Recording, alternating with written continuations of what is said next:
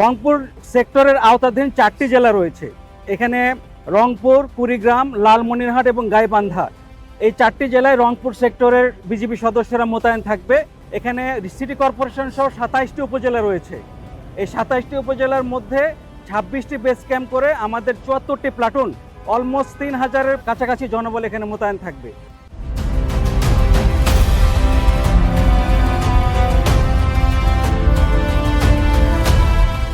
এছাড়াও বিভিন্ন digital sensor যেমন drone, body on camera, CC camera, পুলিশের বিভিন্ন জায়গায় সিসি ক্যামেরা ইত্যাদি বিভিন্ন জিনিস সমন্বয়ের মাধ্যমে আমরা আমাদের কার্যক্রমকে যেন আরো গতিশীল করতে পারি, সেভাবে আমরা কাজ করে যাচ্ছি।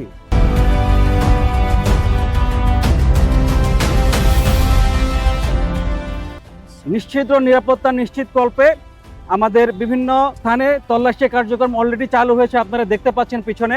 এছাড়াও ডগ স্কোয়াড বিভিন্ন স্থানে ঝুঁকি বিবেচনায় স্থাপন করা হয়েছে।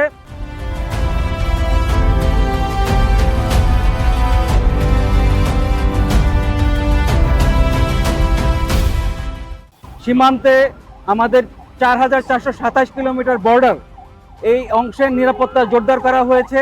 সকলের সাথে সম্মিলিতভাবে 2026 এই জাতীয় ইলেকশন যেন অবাধ, সুষ্ঠু এবং উৎসবমুখর পরিবেশে অনুষ্ঠিত হয়, সে লক্ষ্যে আমরা বিজিবি সর্বোচ্চ পেশাদারিত্বের সাথে তার কার্যক্রম করে